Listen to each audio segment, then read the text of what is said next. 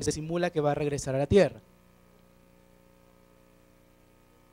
A nivel primero a nivel educativo, y esto les amplía el espectro de los chicos, porque cuando se terminan los proyectos, el espectro de lo que ellos quieren estudiar se amplía enormemente. Entonces se inclinan por la electrónica, por la mecatrónica, por la robótica, por la cibernética, etcétera, etcétera. Por supuesto, podemos hacer simulaciones y prototipos, ¿no?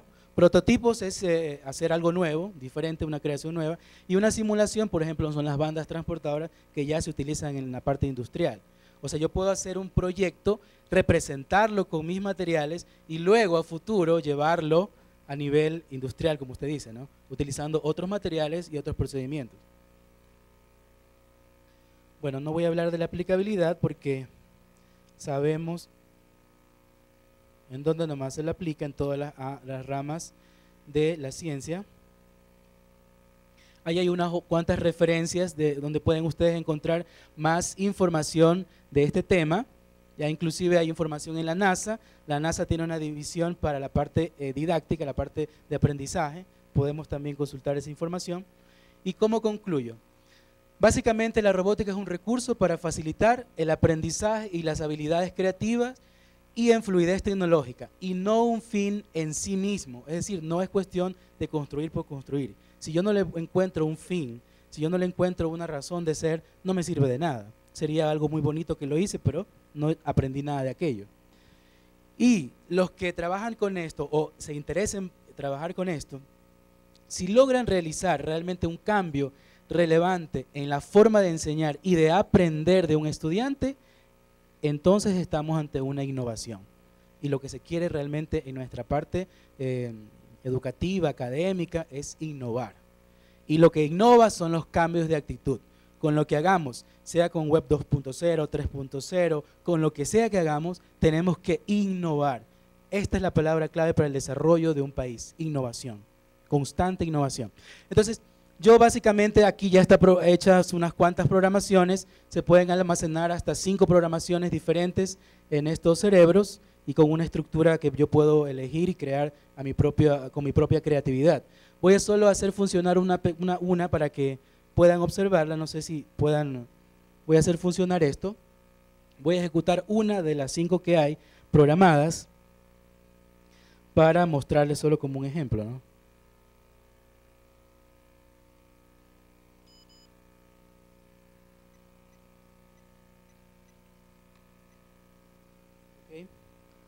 Entonces, luego de un tiempo que yo lo active, lo encienda, esto tratará de moverse, ¿ya? Bueno, un poco aquí esto está bastante liso, entonces no avanza progresivamente. Ahí está girando, se va a detener durante un momento y luego va a continuar su movimiento tratando de caminar, ¿no? No sé si de pronto colocándolo en la alfombra, de pronto voy a ponerlo en la alfombra para ejecutarlo, de pronto sea.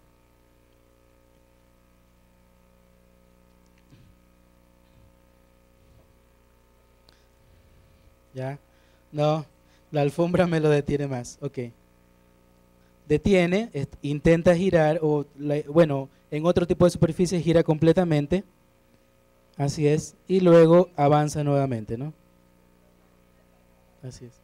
No sé si quitando esto, está más liso todavía. ¿Quito todo? Bueno, voy a dañar un poquito esto. Tal vez allí. Espero que no me digan nada. Ajá, o andamos desmantelando esto, ¿no? Sí. Bueno, ahí estamos tratando. No, se resbala esto un poco. Ahí trata. Va a girar. Así es. Ahí está girando, está girando. Todo depende de la programación que queramos hacer. Y vuelve a avanzar un poco hacia adelante, pero esto la verdad que ¿ok? Esa es una de las 5, ¿no? Básicamente, si ustedes observan aquí abajo, está un sensor de luz, una lucecita que está encendida. Esto detecta los cambios en los colores. Si yo pongo un color diferente, también puedo programar que haga una acción diferente, ¿ya? Bueno, creo que básicamente es eso. Mi propuesta es implementar proyectos de robótica para que logremos un mejor aprendizaje en nuestras instituciones. Gracias.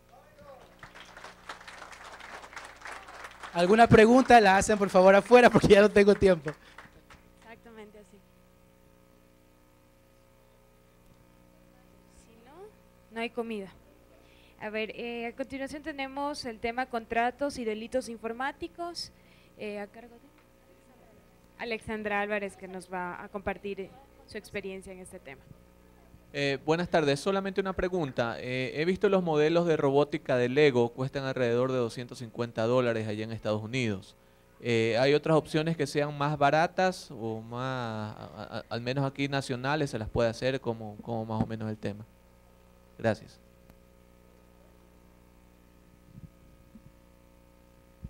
A ver, estos sets puede usted adquirirlos. ¿Quién me hizo la pregunta? Ok, pueden ser básicos, es decir, con determinado número de piezas. Viene un kit básico con un cerebro y unas cuantas piezas, tiene una limitante de cantidad de piezas, y en esa medida el precio también se incrementa, ¿no? Aquí en el Ecuador no lo venden, al menos yo no tengo referencias donde comprarlo, hay que traerlo, pero están en ese orden, ¿no? De unos $150 progresivamente hasta los $1000, $2000, dependiendo la cantidad de sets o piezas que uno adquiera. Básicamente eso. También se pueden utilizar combinaciones de estos materiales Lego con materiales como metales y otro tipo de plásticos que lo utilizan también en la parte de electrónica. También. Ajá. Ok. Gracias.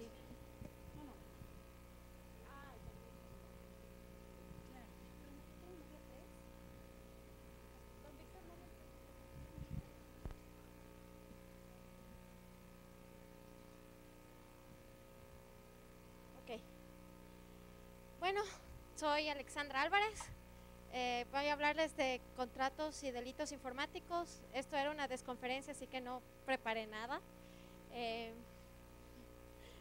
No, es que no voy a necesitar eso, me demoro.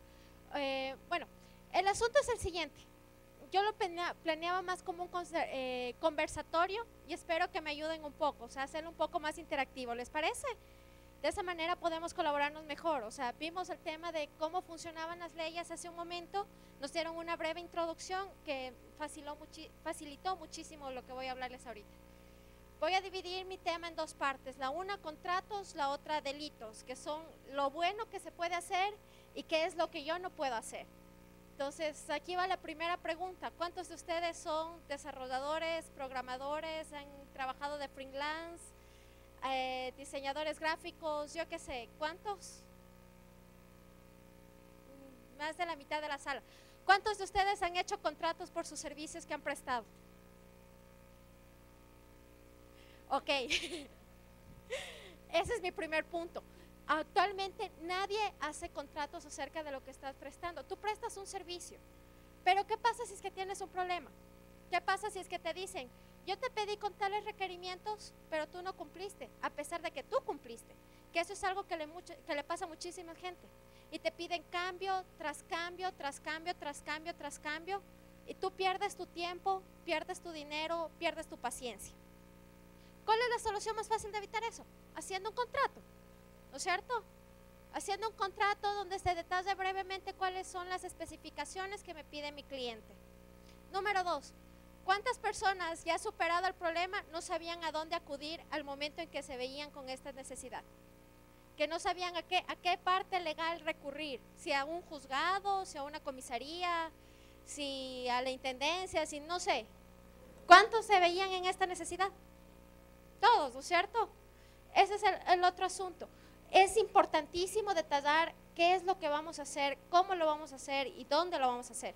Especialmente a dónde vamos a recurrir si es que nosotros tenemos este tipo de problemas. Entre ellos, que es uno de los mejores para nosotros, para nuestro caso, en tema de área informática, son las cortes o los tribunales de mediación y arbitraje. ¿Alguno familiarizado? Mediación, arbitraje, ¿no? Solamente han escuchado de pasada, ¿no es cierto? Nadie. Ok. Mediación y arbitraje, esto es algo sencillito. No sé si es que alguno de ustedes vio la de la doctora esta que salía en Telesistema. Se presentaban dos personas, el uno exponía su caso, el otro exponía su caso y la tipa decidía quién tenía la razón. Bueno, básicamente es esa la esencia. Yo voy, presento cuáles son mis argumentos, la otra persona presenta cuáles son sus argumentos y solucionamos el problema. Y así tenemos algo mucho más eficiente, más rápido, menos costoso para nosotros. En tema de contratos. ¿Me decías? Ahora, otra cuestión, que esta es la que más le importa a todos, el tema de propiedad intelectual. ¿Cuántos? Nadie, mejor no pregunto. ¿Cuántos de ustedes ponen propiedad intelectual de sus trabajos? ¿Cuántos de ustedes dicen esto es mío y no te lo voy a ceder? Y si es que te lo cedo, te lo cobro, pero te lo cobro más. ¿Nadie? Dos personas.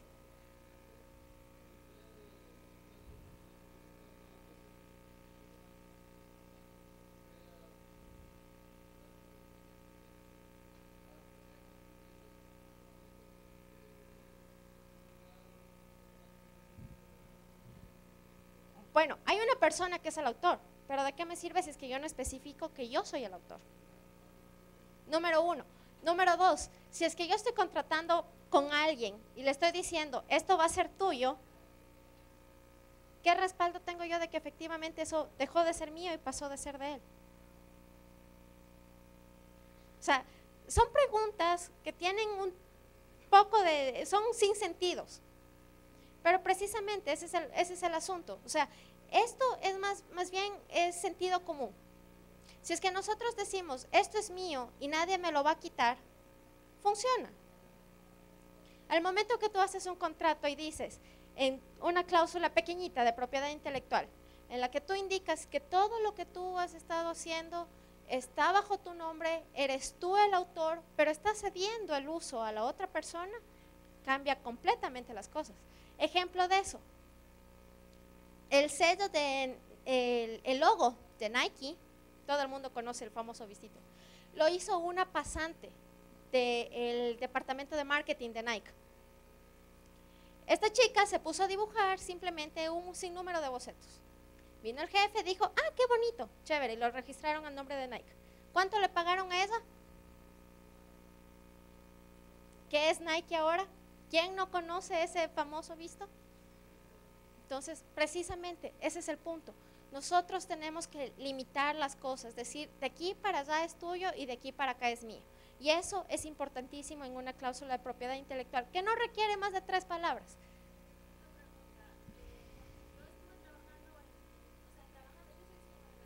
¿Ya?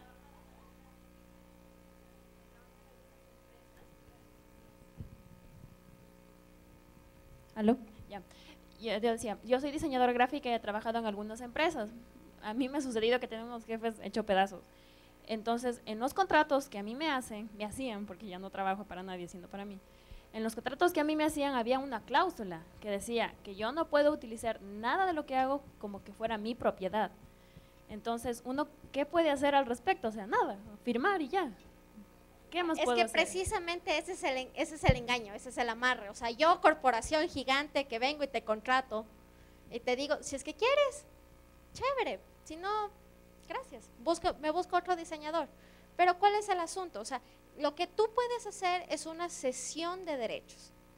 Tu autoría nadie te la va a quitar, nunca. Tú vas a ser la persona que hiciste eso. Así sea tú puedes reconocerlo así sea por rasgos mínimos. De hecho, yo conocí a un amigo que hacía huequitos en sus dibujos y él decía, ese huequito está ahí, ¿sí ven? Eso es mío. A pesar de que era el logotipo de la empresa tal o cual. Tú lo único que haces es ceder el derecho de uso. Porque al momento que tú vendes eso, eso es tu trabajo, ese es tu producto. Eso es lo que a ti te cuesta. Ese es el problema, es cómo funciona aquí. Ahora, ¿cómo puedes tú contrarrestar eso?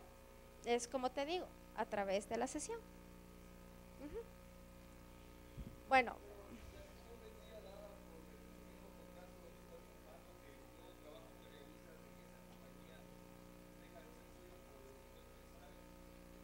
No.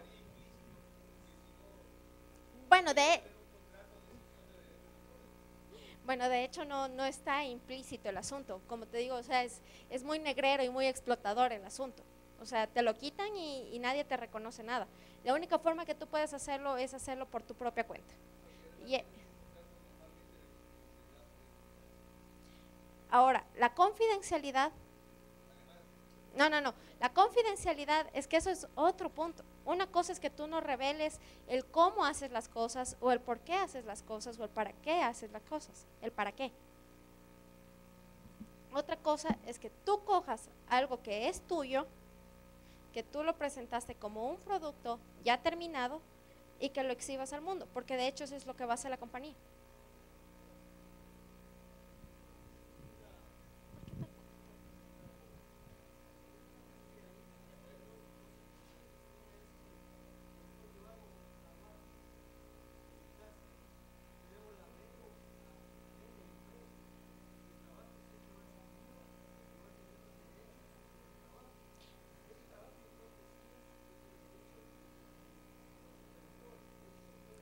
Exactamente. Exactamente, eso te digo.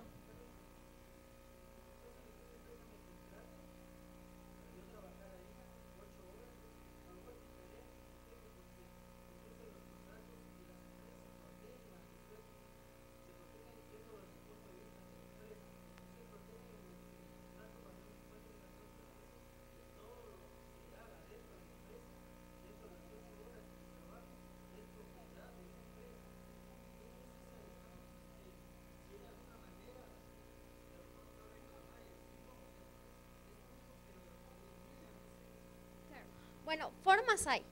Es que ahí viene el problema de la propiedad intelectual. No solamente tenemos este problema en temas de diseños, sino en casi todos los aspectos de lo que es propiedad intelectual. Yo escribo una canción para determinada persona, pero le vendo y resulta que él es el titular, ¿no? El titular del derecho. ¿Cuál es la posición al respecto?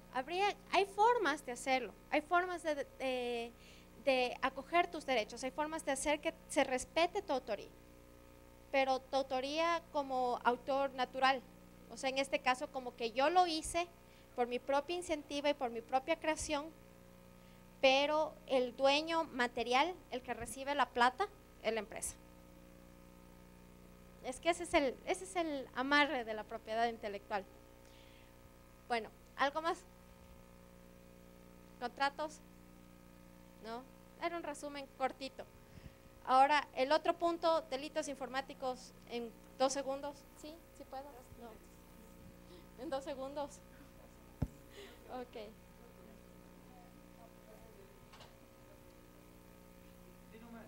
Dime.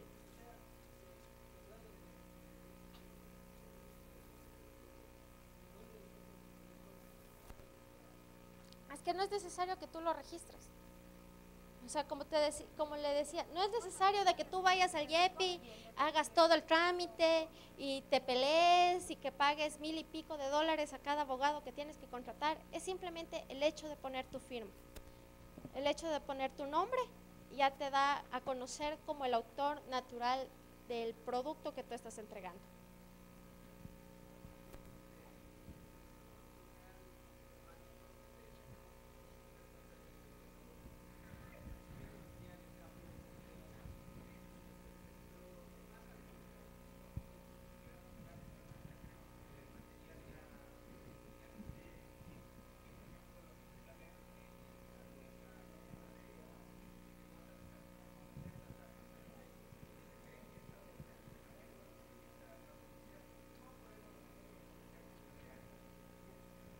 Bueno, eso también es otro truco. Tú al momento de que aceptas el términos y condiciones estás diciendo, sí, yo acepto todo lo que ustedes, señores Facebook, me digan y no hay nada que pueda hacer para revocarlo. Ese es el punto de leer las letras chiquitas. Es que uno lee las cosas, puedes, antes de decir acepto, preguntar el por qué estoy aceptando y qué es lo que voy a hacer. Entonces, esa es la necesidad de leer. O sea, nos toma más tiempo. Nadie de aquí, cuando nos descargamos un programa, cuando entramos a una red social, nadie lee. Y después estamos en problemas de que todo el mundo tiene acceso a mi cuenta, me llega spam a pesar de que yo no me he suscrito a nada. tengo un montón de desconocidos en mi cuenta de Facebook que no sé cómo aparecieron. Bueno, tenemos un sinnúmero de problemas, pero eso es por no leer las letras pequeñas. Tenemos que acostumbrarnos, aunque sea un breve resumen, hacernos de pasada. ¿Qué es lo que yo me estoy obligando al momento de hacer un clic? ¿Qué es lo que yo estoy diciendo que sí al momento que yo hago clic y digo acepto? Eso es como el matrimonio. O sea, te dicen, nadie te dice de antemano qué es lo que va a pasar. Nadie te dice a los 3 años te vas a divorciar. Nadie te dice vas a tener 5 hijos o 3 de esos van a estar enfermos. Nadie te dice nada, nadie te lo dice. Solamente lo presumes. Presumes qué es lo que va a pasar. Es exactamente lo mismo. Yo hago matrimonio con la persona que le estoy aceptando. Al momento que yo hago un aceptar y no me enteré de qué es lo que estoy aceptando, estás andando a ciegas.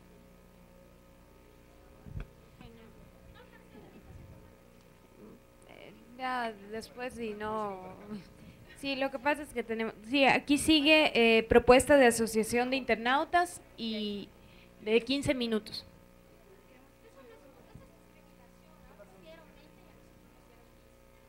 El problema es la cobertura. El problema es que no nos respetamos todos. Y lamentablemente. Yo sé. En mis manos estuviera la no hicimos contrato, ese fue el problema.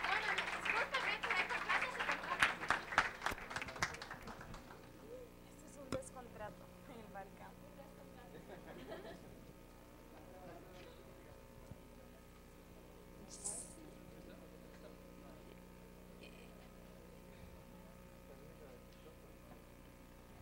Aproximadamente a la 1:40 salimos a almorzar. Tenemos un poquito de paciencia. El tema pues es propuesta de asociación de internautas, que veamos qué nos proponen, y de ahí viene Ricardo Perotti, que va a cerrar esta primera etapa del Barcamp.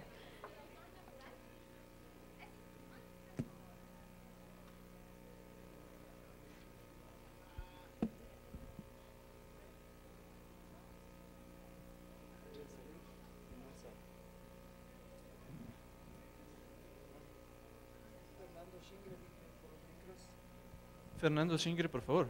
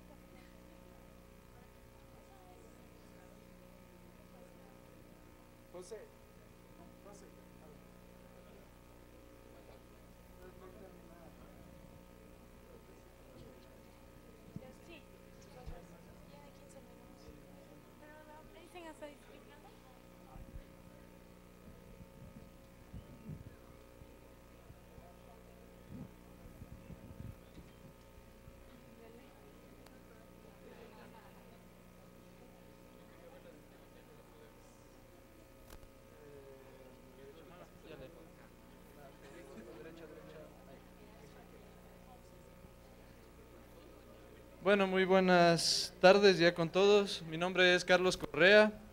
Soy el original por si acaso, cualquier duda. Vengo aquí con una finalidad que es crear una asociación ecuatoriana de internautas. Básicamente, antes de empezar con mi muy breve exposición, quería hacer un pequeño análisis que es internauta y libertad de asociación.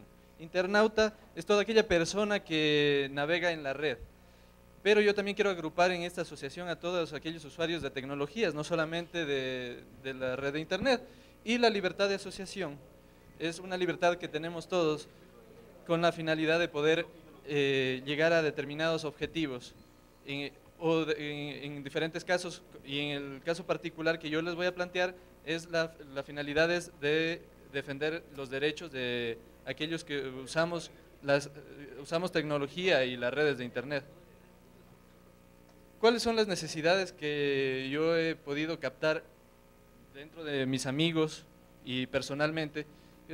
La mayoría de nosotros queremos obtener un mejor servicio por parte de los proveedores, también solucionar problemas legales respecto al comportamiento de los internautas, ampliar horizontes de la cultura y algo que es muy fuerte, eliminar los spammers. ¿Cuáles son los objetivos de esta asociación? Agrupar a todos los usuarios que he mencionado, defenderlos, mantenerlos informados y apoyar aquellas acciones que vayan en pro de la defensa del usuario en general. ¿Cuál es el medio que yo planteo? Para alcanzar este objetivo debemos agruparnos en una asociación y esta asociación se va a encargar de realizar todos los actos necesarios para alcanzar los objetivos antes mencionados. Podemos ver que ya existió alguien que se nos adelantó en España. Tenemos el caso de la Asociación de Internautas que ha llevado algunas acciones. He destacado estas 4. La Asociación de Internautas compareció ante la Comisión de Internet del Senado. Asimismo, la Telefónica está bajo presión. En poco tiempo tuvieron 400 internautas que solicitaron ser parte de la asociación y asimismo la asociación está colaborando con abogados que han presentado ya querellas en contra de personas que han estado agrediendo al usuario. Para esto, no quería alargarme presentando un estatuto que estaba preparando, pero presento aquí mi dirección de correo electrónico y también mi dirección de Flickr, con la finalidad de que todos aquellos que estén interesados en luchar a favor del usuario y de informar a la sociedad en general y formar también a aquellos que desconozcan muchas cosas de la tecnología, se comuniquen conmigo y abriremos luego una red de trabajo. Podrías hacer un grupo en el Google. Digo, podrías hacer un... Sí, estaba pensando exactamente hacer un grupo, todavía no lo he creado. Aparte de la Asociación de España, ¿hay algún otro ejemplo cercano a nosotros como para decir se puede hacer? Lamentablemente no te podría informar si es que existe algún otro porque en el poco tiempo que yo he estado trabajando en este tema no he encontrado alguna otra asociación. La única que encontré es la Asociación de España, que tiene inclusive su propia página web, pero aparte de eso no. Tal vez alguna, no sé si cabría asociarlo o integrarlo con lo que se está dando en Europa con el Partido Pirata, por ejemplo, porque tienen bastantes puntos en común, son de defensa y lucha por el usuario. Claro, bueno, en realidad ese es un buen punto. Una de las finalidades que va a tener esta asociación es defender solamente al usuario y no a las grandes compañías. No desde el punto de vista de no defender tal vez al creador, porque eso también estaría mal, pero tal vez promoviendo un poco más lo que son licencias libres tipo Creative Commons y otro tipo de licencias. Más o menos iría por esa vía de asociaciones. Tal vez alguien más. Bueno, muchas gracias y buenas tardes. Muchas gracias, Carlos, un aplauso. Y bueno, esperamos del Google Group que los pongas en Twitter y bueno, socialicemos esta iniciativa. Y a continuación tenemos a Ricardo Perotti, que nos va a hablar de...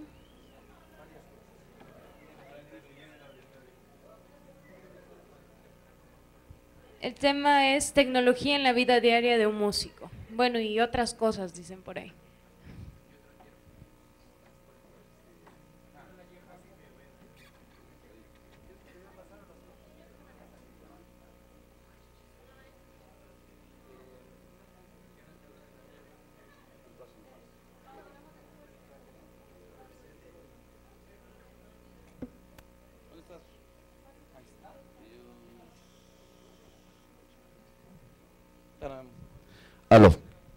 Aló.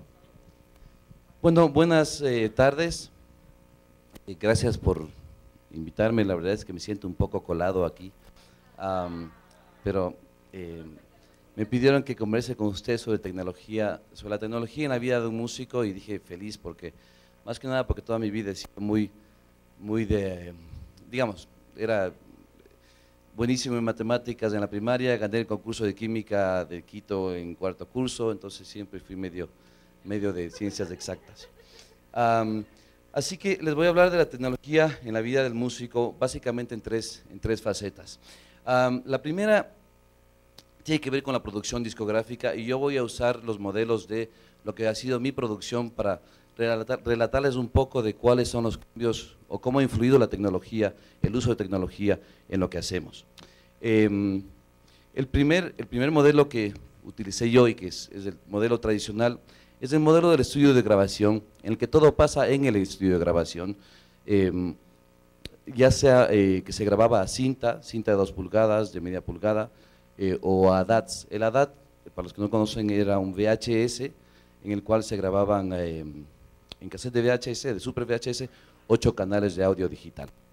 Entonces, las características o restricciones a estas alturas de los estudios era básicamente, uno tenía canales limitados, ¿no es cierto?, 16 a 48 en cinta de ADATs, en cinta de 2 pulgadas o hasta 96 canales en ADATs. Uno tenía que usar los equipos y los instrumentos que estaban en el estudio de grabación. Y de hecho esos instrumentos y equipos hacían más el estudio de grabación que las orejas del ingeniero que manejaba el estudio. Uno tenía que usar los músicos locales. Si estás en el estudio de grabación de Quito, usas músicos de Quito, a menos que tengas plata para volar gente y esa gente esté dispuesta a venir, claro. Y tienes que lidiar con los ingenieros también del estudio de grabación.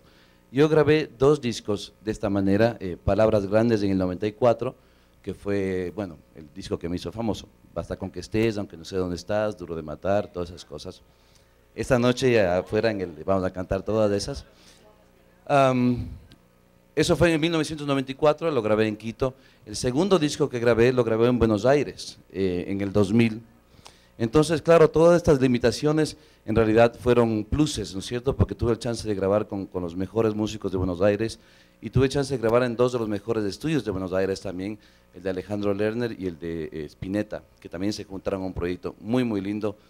No pasó nada con ese disco en Ecuador, así que ustedes no conocen. Simplemente fui a las radios y reboté como pilota de ping-pong, porque no tenía baladas. Entonces, no se pudo hacer nomás. Se llama Aurora Café y está de regalo en... No, ni siquiera lo tengo ya. Sí. Bueno, tecnologías que cambiaron, que dieron un primer cambio en cómo se hacían las cosas, fue primero, pasamos a grabar al disco duro directamente, en formatos WAV o AIF, con software que ya no era el software increíblemente caro, sino un software igual de caro, pero al que ya tenían acceso músicos, productores, etcétera, etcétera, y que dentro de ciertas limitaciones era compatible entre plataformas. Entonces, eso permitió que uno coja su disco duro y vaya recorriendo por estudios, ¿no es cierto? Depende de lo que uno necesite. Tenías canales ilimitados, el único límite de cuántos canales se podían usar, o se pueden usar, tiene que ver más con la capacidad del CPU de la máquina. Los equipos, uno ya no dependía de los equipos del estudio, sino que iba a diferentes estudios de acuerdo al equipo. Mi tercer disco, lo grabé en 3 ciudades distintas y lo grabé en 7 estudios distintos y me fui al estudio Mandarina Sound de Buenos Aires porque tenía un muy buen piano, entonces llevé mi disco duro, me conecté, grabamos el piano y me llevé el piano en mi disco duro. Músicos igual, uno con su disco duro en mano iba a la ciudad donde está el músico que le interesa y lo grababa. Y los ingenieros de sonido, misma cosa. Esa fue, como digo, el caso de Bicicletas de Marzo, que es mi último CD completo, lo grabé en el 2005 y fue grabado en 7 estudios de Bogotá, Buenos Aires y Quito. Y ahí ya estábamos muy felices. Lo que estamos haciendo ahora, y lo que he hecho en los últimos 3 singles que he grabado, uno de los cuales está en mi página web, tiene que ver más con la proliferación del internet de banda ancha en más lugares y las conexiones ISDN entre estudios de grabación de todo el mundo. La mayoría de ingenieros, músicos, todos nos hemos volcado al uso más profesional de todo lo que es iChat, Skype, y iDisk y todo eso, porque la arquitectura es un poco distinta ahora. Este es el ejemplo de lo que estamos haciendo en este momento. Yo vivo en Weston, un pueblito chiquitito de Florida. En Weston tengo en mi cuartito de música, yo uso Logic Pro, que está convirtiéndose en el nuevo estándar de audio. Lo ha sido siempre Pro Tools, pero Apple, como siempre, tardán. Así que, y en mi software, yo hago los arreglos utilizando instrumentos virtuales de Logic Pro, más audio de referencia o audio real. Esto es importante porque, bueno, les voy a contar por qué es importante una vez que vean toda la arquitectura. Y de ahí, de mi computadora, de esta computadora es más, exporto ya sea la sesión MIDI, por supuesto. Si no, ¿cómo? Una sesión MIDI o MF, y desde la Mac mismo imprimo partituras PDF que se generan automáticamente y ya no hay que sentarse a escribir ni nada de eso. Todas estas cosas se exportan a… ¡Tarán! Mi guitarrista es Dan Warner, él vive en Miami Lakes, grabo instrumentos andinos en Quito. El baterista está en Aventura, estoy usando un bajista de Buenos Aires ahora y un percusionista en Los Ángeles. Esto es lo que resulta que estoy haciendo ahora, porque son buenos músicos y porque tengo gusto. No alcanzan a ver allá abajo, pero cada una de estas personas tiene un estudio privado. En el caso del bajista, es una caja directa de $100, él se conecta y entra a su Pro Tools y chao. En el caso del baterista, es quizá la parte más importante. El baterista tiene en su casa una sala con sus 2 baterías, 3 baterías instaladas que han sido microfoneadas y cuyo sonido ha sido trabajado por un super ingeniero durante una semana hasta lograr el mejor posible sonido que el ser humano le pueda sacar a esa batería. Lo que significa es que el baterista le llega mi música y él se sienta y toca, y en cuarto de hora tiene mi canción. Lo que se hacía antes tradicionalmente es el baterista tiene que ir al estudio de grabación, y un buen estudio de grabación para grabarle a Lee Levin, que es este loco de aquí, cuesta $250 la hora. Y sacar un sonido pasable de esa batería toma entre 6 y 7 horas. Entonces, antes de que Lee Levin empiece a tocar mi batería, yo ya le debo al estudio $2,000. Esa es la diferencia. Lee Levin no me cobra más que ir al estudio, porque él hace su trabajo en media hora. Él pone el estudio, pero lo hace en media hora. Antes, yo ponía el estudio, pero a él significa 8 horas en el estudio también.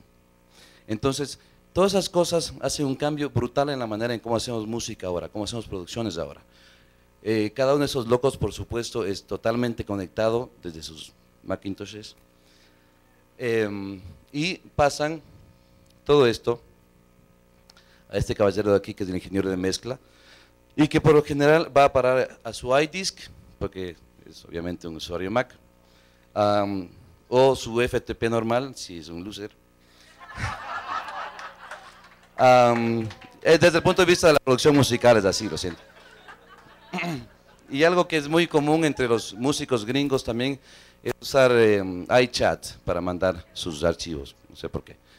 En todo caso, lo importante de este tipo de aquí, este señor se llama Keith Morrison, es un productor muy importante de Miami, que antes tenía su estudio de mezcla y de grabación en Miami, porque los clientes tenían que ir al estudio de grabación.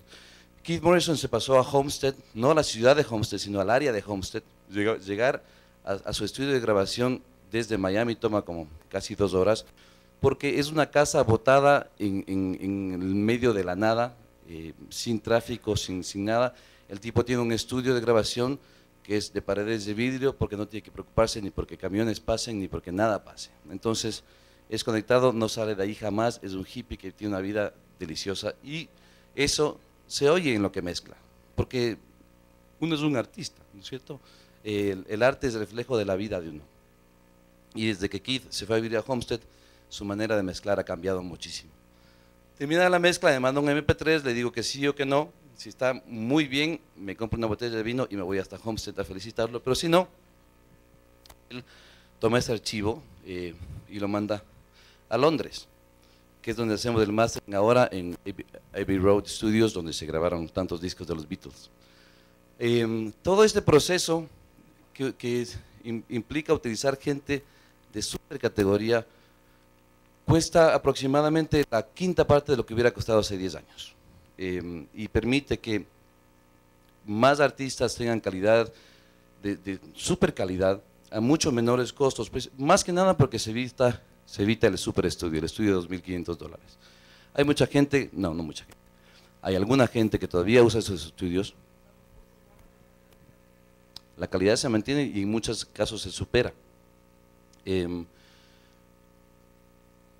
Hay aquí una excepción, obviamente, y yo estoy hablando de un solista, como yo.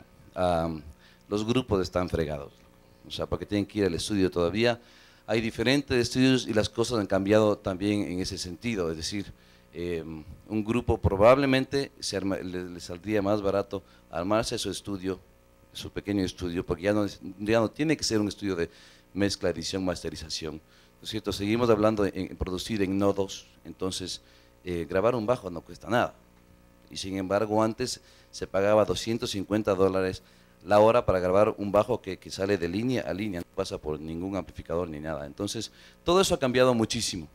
Hay una participación directa del artista en la producción, es decir, yo en mi casa, puesto la pijama todavía, grabo partes del disco que van a parar al público, porque la calidad es la misma. Insisto, no estoy pagando $250.000 por un estudio porque no necesito, porque salgo de mi teclado vía óptico y entro digital, no pasó nada, la calidad es exactamente la misma. Y en pijama. Acceso a mejores músicos, definitivamente lo que más se logra hacer. Mejores músicos, mejores ingenieros, masterización en cualquier estudio del mundo y obviamente ni siquiera pagando DHL porque le mandas del archivo y te devuelven el archivo. Eso ha cambiado radicalmente. Definitivamente el mayor impacto es que para un músico, tanto para el que produce como para el que decide participar, es que mientras menos tiempo pasas en la calle, más tiempo tienes para la música. Por eso es que si yo hace 10 años le decía, ¿qué hace 10? Yo hace 5 años le decía a Lee Levin, que es el mejor baterista de Miami, quiero que toques mi disco. Primero tenía que pagarle la mitad de la deuda externa ecuatoriana, y segundo ponerme a la fila, porque claro, para él una canción son 8 horas en el estudio. Un disco tiene 12 canciones, estamos hablando de un montón de tiempo. Ahora Lee Levin me puede hacer todo el disco en su casa, en una mañana, sin ningún problema. Entonces él gana muchísimo más porque hace muchísimo más proyectos y le gusta, porque esta gente, al fin y al cabo, son músicos, les gusta hacer música. Y uno puede acceder a gente maravillosa en todas partes del mundo, gente que esté conectada, por supuesto, que son casi todos a estas alturas. Entonces, esa es la primera parte en la que la tecnología ha cambiado muchísimo la manera en que se hacen las cosas en la música. Las contras, mucha gente dice que se pierde la química de estar todos juntos grabando, el baterista y el bajista. Algo se pierde definitivamente, pero la mayoría de esta gente es tan buena que ha aprendido a compensar eso, no siendo tan exacto, poniéndole el calor humano. Y yo diría que por lo menos el 95% de los discos que ustedes escuchan en la radio, hablo de Carlos Vives para abajo, inclusive Shakira y toda esa gente, graba en su gran mayoría las cosas así. Miami era un centro de producción, antes tenía muchísimos estudios grandes, ahora queda uno, que es el que había desde hace 30 años, que es Criteria Studios. Todos los demás estudios grandes se han cerrado. Los de Estefan, los de Todititos cerraron, porque ya no sirven, ya son garajes, se usan para ensayos y esas cosas. Una segunda área muy importante de la tecnología en un músico son los conciertos en vivo. Desde hace mucho tiempo se utiliza audio en vivo, audio grabado en vivo en cualquier concierto, porque grabaste una sinfónica y no la puedes traer a la discoteca, porque tienes una percusión africana y los africanos te cuestan un montón de plata traerlos, porque tienes experimentos, porque tienes sonido. Siempre ha sido, siempre, desde hace unos 15 años se vienen haciendo estas cosas. Yo particularmente lo adapté hace muy poquísimo tiempo y les voy a contar por qué. La primera manera en que se hacían estas cosas es con CDs, DATs o mini disc hasta recientemente. Error. Son cosas demasiado inestables, ¿no es cierto? Cualquier vibración, el CD marcha, el DAT, bueno, Ricardo Williams tuvo la experiencia más espantosa del universo cuando abrió para Miguel Bosé.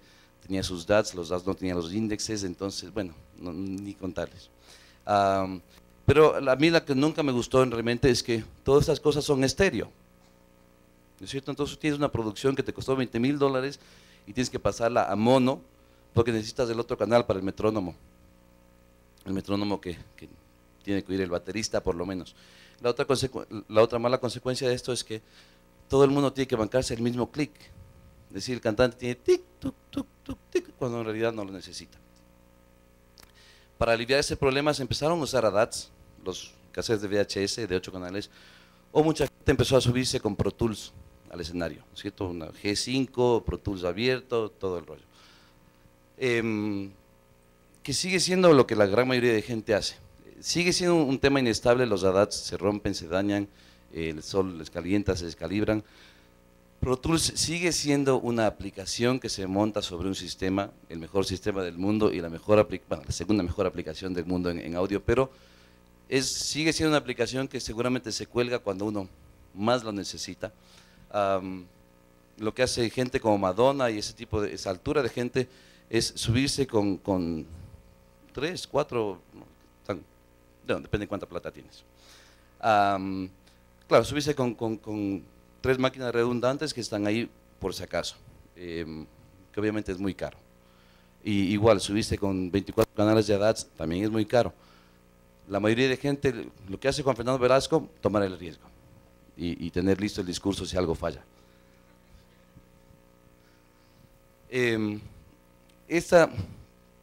Con la salida, bueno, no la salida, pero con la popularidad de los home theaters y todo lo que tiene que ver con surround y lo que ha pasado últimamente en las tecnologías QuickTime de Apple, yo me enorgullezco en ser unos pioneros en la utilización de la tecnología que les voy a contar. Pionero en el Ecuador definitivamente, y poca gente que yo conozco la usa todavía alrededor del mundo en general. Este fue un descubrimiento accidental que me salvó muchísimo. Yo hice mi gira 2006 en base a esto. Yo utilizo ahora películas QuickTime para todo esto. Es decir, ¿qué hago? Tenemos los nuevos software de audio están diseñados obviamente para poder hacer producciones en sistemas surround, que tienes 7.1, 10.2, etcétera, etcétera. Lo que significan los sistemas surround, uno los pone en el home theater y tienes los del frente, los de atrás, etcétera, pero a nivel de producción de audio son simplemente 7 canales. Es decir, el DVD lo que tenga simplemente lanza 8 canales en este caso, y es el amplificador el que tiene los diferentes procesos para dónde poner ese sonido. En la práctica lo que estoy haciendo yo es grabando simplemente en 8 canales en vez de estéreo. Eso exportamos como QuickTime Movie y yo particularmente uso 7.1 porque me da 8 canales en los que puedo tener 2 canales de estéreo de instrumentos, 2 canales de estéreo de percusiones, loops, cosas electrónicas, y 2 canales de estéreo de coros, porque tengo 2, mi bajista y mi tecladista cantan muy bien, pero siempre es mejor estar seguro, entonces me apoyo con coros. Y tengo canciones como País de Acuarela que los grabé con un coro inmenso y que no lo puedo llevar a todo lado. Entonces puedo tener 6 canales de audio, ¿no es cierto? 3 estéreo, y puedo tener 2 clics, además, programables. Yo no tengo que bancarme el clic del baterista. A mí me sale mi clic solamente cuando yo necesito oír el clic, cuando el baterista no está tocando o algo así. Entonces, esto no saben la diferencia que hace en lo musical que uno es o no es sobre escenario. Ese es en realidad solamente en audio. Esto además me ha permitido sincronizar perfectamente la banda con lo que pasa en video en 2 pantallas. Y les voy a enseñar la parte más linda de eso. Pero antes, evidentemente es totalmente estable, QuickTime no pasa nada. A mí se ha caído, funciona con QuickTime Player. A mí se me ha caído la laptop así en la arena, plum, plum, plum, tocando en montañita, y QuickTime sigue. Sí. Es barato. Es un archivo .mov, nada más, que funciona haciendo doble clic. Se acabó. No hay nada, no hay ninguna aplicación abierta, QuickTime Player. Yo hice toda mi gira en todo esto con una MacBook de las viejas de 650 MHz y tenía megahertz de sobra. porque es solamente QuickTime. QuickTime es el engine de todo el audio y todo lo que pasa en Macintosh, entonces no estás llamando más recursos que el mismo sistema. No necesitas de todo el software. Esto a futuro, cuando tenga tiempo y lo quiero implementar ahora en febrero, que es también parte de QuickTime. QuickTime reconoce, uno puede tener tracks de audio, tracks de video, tracks de texto, tracks de animaciones y, ojo, tracks de MIDI. ¿Para qué me sirve MIDI? Las consolas de iluminación, los sistemas de control de tramoya, todo lo que es pirotecnia, que se utiliza, todo es MIDI, lo cual significa que con un poquito más de trabajo, yo en febrero para el concierto que tengo que hacer ya mismo, voy a hacer doble clic en un movie y la iluminación va a aparecer, todo en perfecta sincronización, los efectos van a caer cuando son, ¿no es cierto? Los feos pirotécnicos hacen psh, cuando el baterista hace psh, y no 3 minutos más tarde, como suele pasar, o nadie tiene que gritar, ¡ahí viene, ahí viene! Play, y frío. Ese es quizá lo mejor que me ha pasado a mí en mi carrera artística en cuanto a shows profesionales. Este es un ejemplo, estas son dos pantallas de LCD, es una de las canciones, es la gira 2006. Esto es Basta con que estés, el atardecer de Basta con que estés mientras yo estoy cantando la letra aquí. Esto de aquí en la fiesta, Disco Club, por si acaso. Pero lo más lindo de esta gira fue en realidad que yo tenía 2 canciones que grabé a dúo con una chica y la chica siempre ha sido un problema, en realidad porque canta, bueno, aparte de los problemas normales, es un problema porque ella canta solamente en 2 canciones, hay muchas canciones que no tienen voz femenina, entonces uno no sabe qué hacerse con la guambra, le das una pandereta y toca mal, no, siempre es un rollo, entonces… claro, ya teníamos implementado esto, entonces se nos prendió el foco y ahí está el dúo. Los que están atrás no alcanzan a ver, pero lo que hicimos fue grabar a Alexandra Cabanilla, una de las mejores cantantes que tiene Quito al menos. La filmamos, la grabamos y nos acompañó a todo el tour. Pero la hacíamos on y off, entonces ya ningún problema. De esa manera llevamos a un montón de artistas a esta gira que hicimos en el 2006 y no tuvimos que llevarles, tuvimos que contratarles, grabarles y firmarles, decirles muchísimas gracias. Y pudimos hacer un montón de conciertos con un montón de gente, pero siendo nosotros solamente 5 personas en el escenario. Y fue una de las mejores experiencias que he tenido en mi vida. Todo gracias a QuickTime de Apple.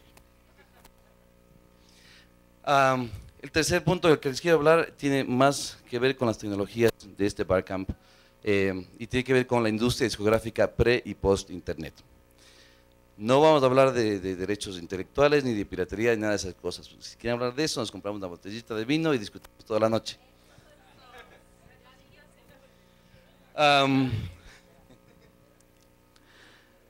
Este no es definitivamente un análisis totalmente profundo y a fondo, pero sí es una comparación muy clara de lo que pasa, que algunos consideran buenas noticias, otros consideran, no, unos consideran malas noticias, otros consideramos muy buenas noticias. El modelo tradicional sobre el cual hemos sufrido muchos artistas por mucho tiempo era el de la disquera. Empecé con Fediscos aquí hace muchos años, al final me hice mi propia disquera, pero eran las mismas limitaciones. Uno, el soporte físico limitado, es decir, uno mandaba a hacer 500 LPs o 1000 CDs y tenía que vender 1000 CDs. Es un soporte físico que es el producto en sí, ¿no es cierto? Y es totalmente limitado, por supuesto. El espacio de venta limitado es quizá más importante aún, porque la competencia entre músicos, la competencia entre casas disqueras, tenía más que ver, más que nada con el espacio en percha.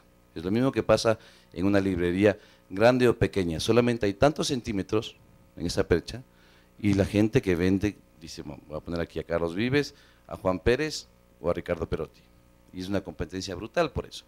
Eso además es la diferencia en el precio del disco. Tener un inventario en percha cuesta carísimo.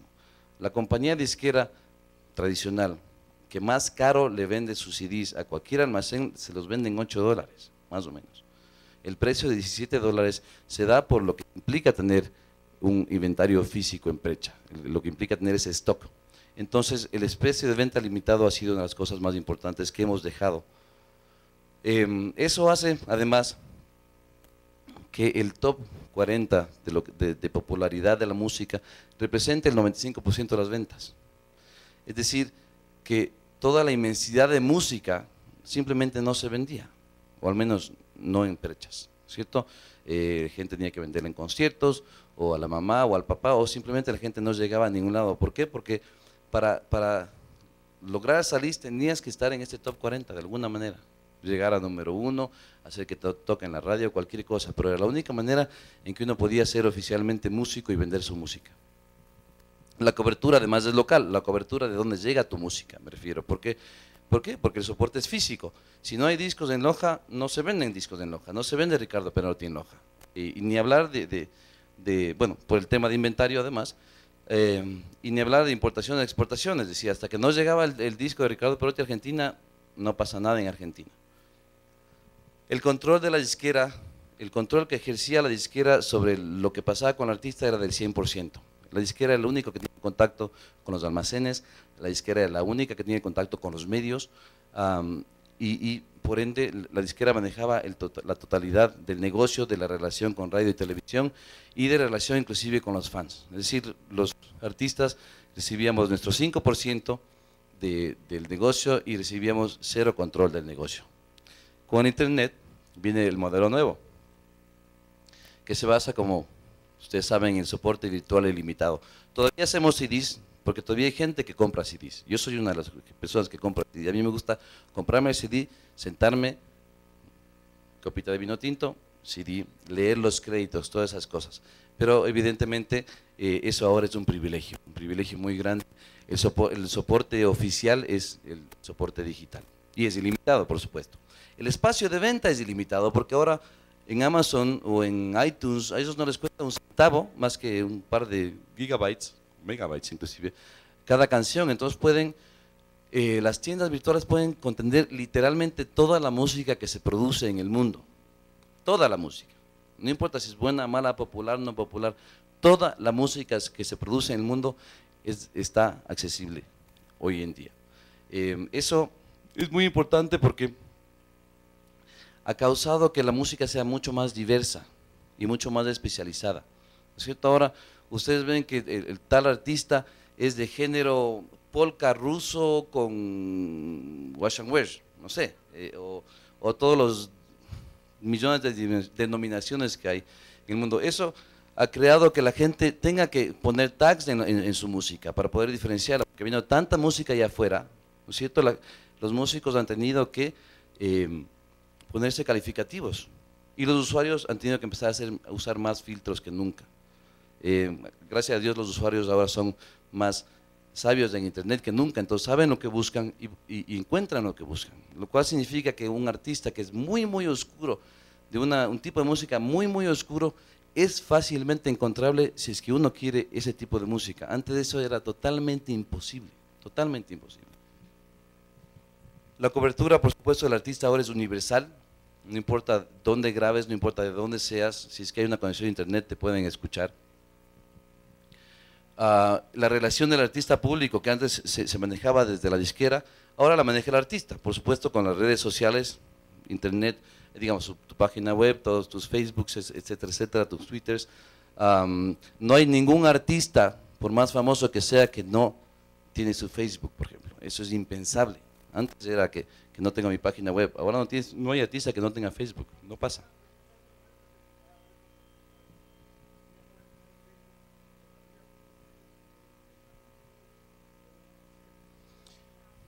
Totalmente.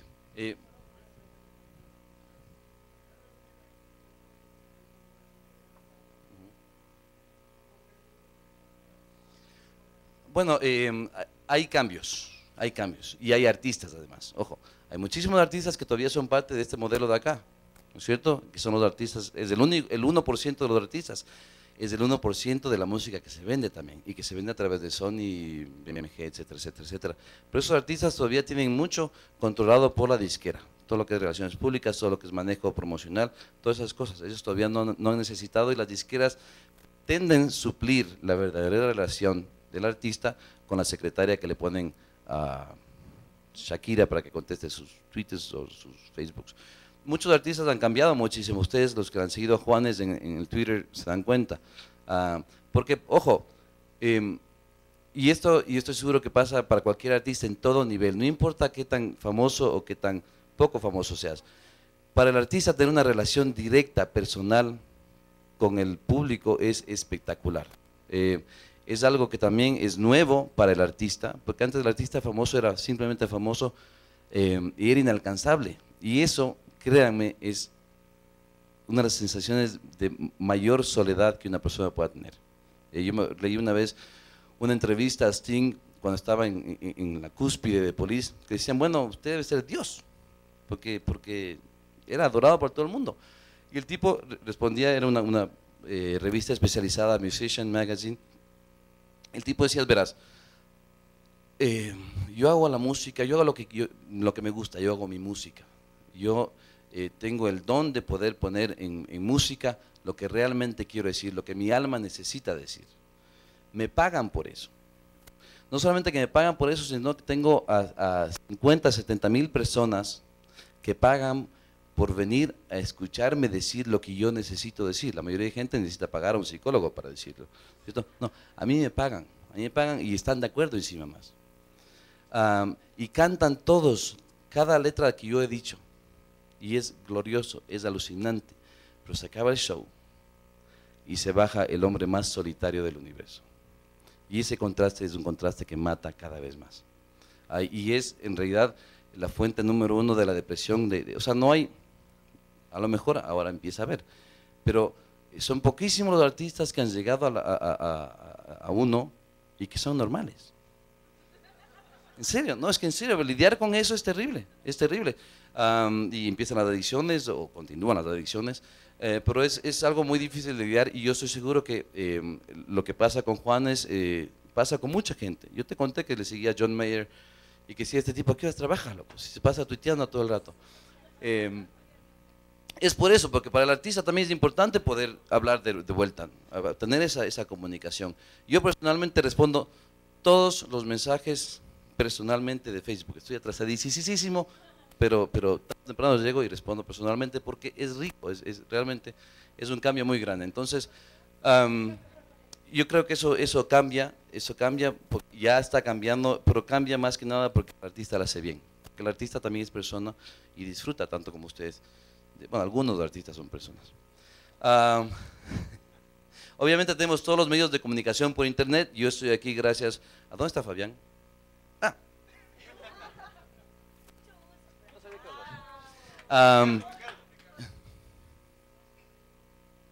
Qué maravilla.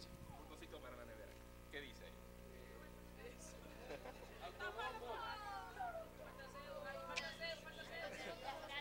Yo estoy aquí gracias a una entrevista con Fabián en Radio 04 en Carchi, y de ahí nació todo eso. Cada vez hay más medios de comunicación en internet, por supuesto, y ese es un acceso directo con el artista. Además, por paradójico que sea, los medios de comunicación tradicionales también están en Facebook, también tienen y también se acercan personalmente al artista, mucho más que antes, pasándose por encima de la disquera, pasándose por encima de los managers. Todos los que tienen managers bravos no tienen idea de los rollos que se arman, porque la gente de Coavisa les llama directamente a Juan Fernando Velasco o le pone un mensaje en su Facebook. Entonces, el artista cada vez más tiene el control de entre el 70 y el 100% de su carrera. 100% en muchos casos, en el caso mío, por ejemplo, porque ante todo esto, la mayoría de artistas somos ahora oficialmente nuestras disqueras. Lo que antes era una disquera ahora pierde sentido, totalmente, porque ya no hay ninguna de las limitaciones que teníamos antes, excepto la del tiempo. Lamentablemente el día tiene 24 horas para nosotros también. Entonces, ergo, esa es la conclusión para mí de hoy día. Para los que saben, yo sé programar Perl y aquí estoy. Pero el artista que no maneja tecnologías hoy en día es un animal en vías de extinción. Vía de extinción porque tiene una dependencia brutal con intermediarios, ¿sí? Eso sí, un animal y en vías de extinción. Está sujeto, tiene una dependencia con intermediarios, no solamente intermediarios como conocemos, intermediarios como la tienda de música, intermediarios en el sentido de que ahora el que no maneja Pro Tools o Logic no existe, ¿entiendes? No existe, entonces hay que contratar a alguien porque no se hace nada sin Pro Tools o Logic.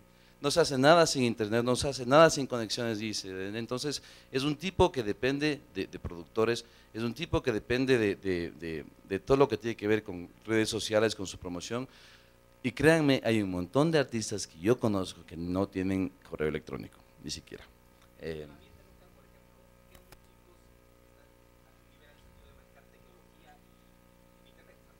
Perdón, ¿tienes? Mira, yo creo que en lo que es tecnología casi todos los jóvenes, incluyendo este joven. Alberto Caleris, por ejemplo, que es un músico argentino con el que yo hago giras en Alemania, yo le he tenido que caer a patadas para que use el internet y para que use, porque antes no, o sea, fax, digo, loco, fax, ¿cómo fax? Y claro, ha tenido que irse poniendo al día en todas esas cosas, pero yo te diría a todos, primero porque en Ecuador las disqueras ya sí se terminaron, porque se terminaron y se fueron, es decir, y tú te puedes encontrar, bueno, Fausto no sé en realidad, la verdad, ¿para qué le voy a mentir? No tengo relación con él, pero con todos los demás somos somos compañeros de tecnologías en lo que tiene que ver con internet y en lo que tiene que ver con música.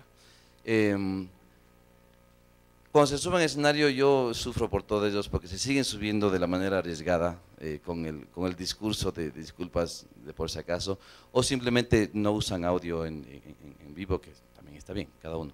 Pero Ecuador, yo creo que seguramente su experiencia también, Ecuador siempre ha sido un país que ha sido sediento de tecnologías, que ha estado muchas veces muy adelantado a sus compañeros en Latinoamérica, ¿no es cierto? Tuvimos el primer bancomático, tuvimos la primera televisión a color, un montón de cosas, y eso se refleja mucho en los músicos todos tienen una de estas, no de las otras, una de estas, y se suben al escenario con ellas. Entonces,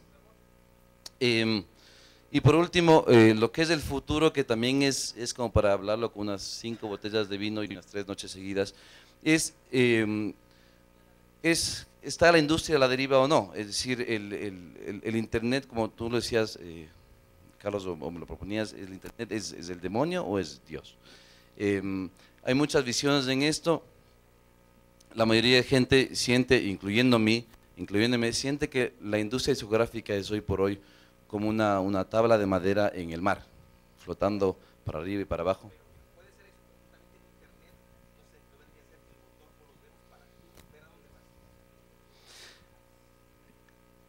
La industria se siente perdida y a la deriva porque el mapa que siempre ha tenido la industria son las listas de popularidad. Tienes lo que toda la vida ha hecho el XY de la industria. Y esta alegoría de la tabla en el mar no es mía, es algo que se discute muchísimo. Y en realidad la conclusión más linda en la que se ha llegado de los que estamos de este lado, de los que estamos a favor de todo este cambio, es que sí, es una tabla a la deriva en un mar inmenso, pero ese mar inmenso es un mar de un montón de música. Y eso significa mucha música para todos los usuarios del mundo, de parte de todos los músicos del mundo. Entonces, sí, estamos a la deriva, pero porque no necesitamos un control, porque hoy más que nunca el usuario puede acceder a toda la música del universo y el músico puede ser accedido por toda persona que pueda conectarse en el universo y no puede haber presente más lindo que ese. Entonces, eso es. Espero no haberles aburrido mucho tiempo. Los que tienen preguntas.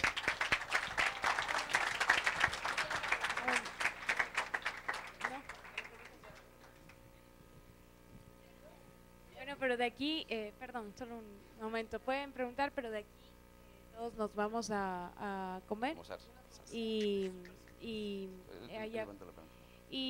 volvemos en 30 minutos.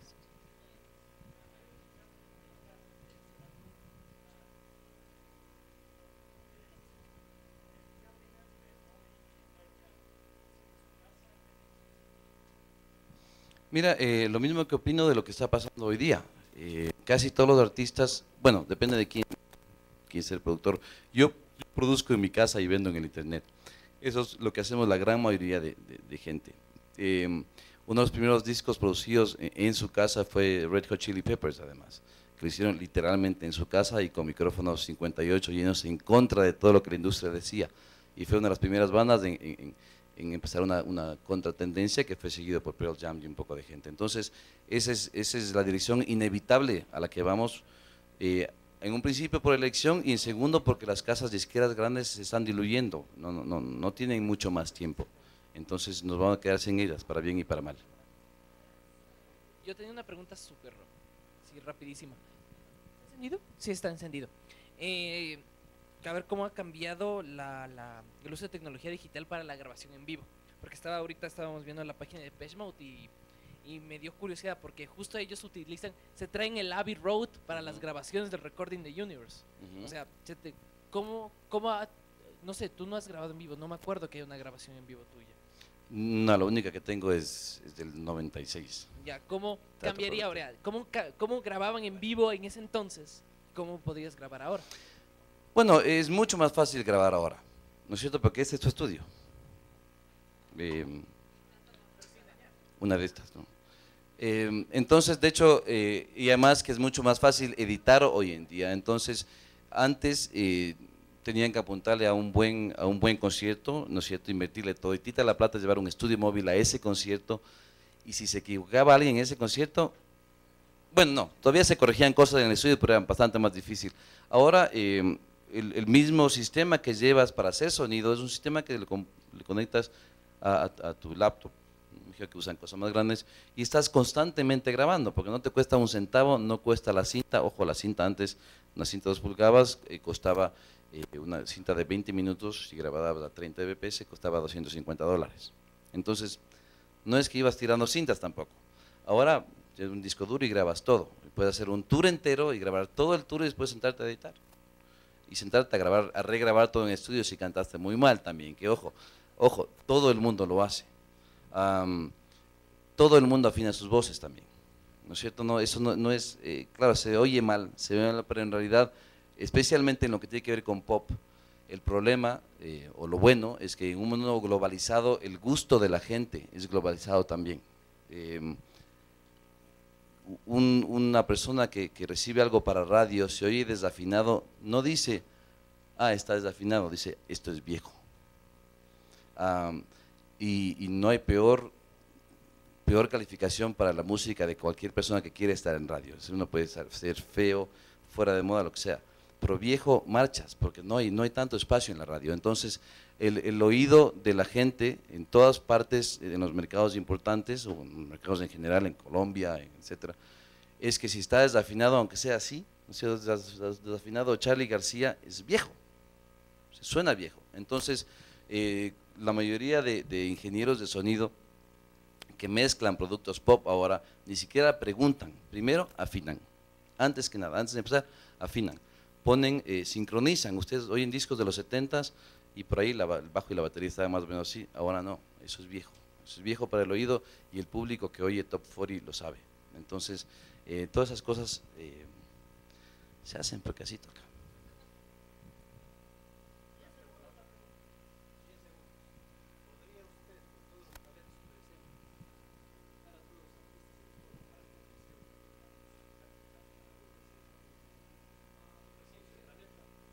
Bueno, se hizo un concierto más puntual que eso, en realidad. Fue un concierto de apoyo al proyecto, al planteamiento de la reserva Yasuní y Tete, ¿no es cierto?